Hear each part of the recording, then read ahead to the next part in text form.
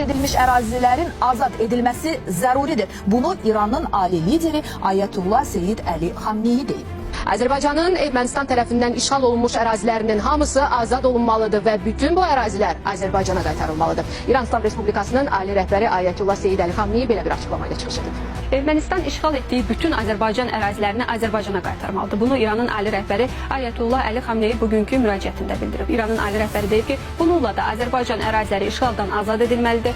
Ayətullah Əli Xamneyi həmçinin beynəlxalq sərhədlərə riayət olunmasının zəruriliyini vurğulayıb. Azərbaycanın Ermənistan tərəfindən işğal edilmiş ərazilərinin hamısı azad olunmalıdır və bütün bu ərazilər Azərbaycana qaytarılmalıdır.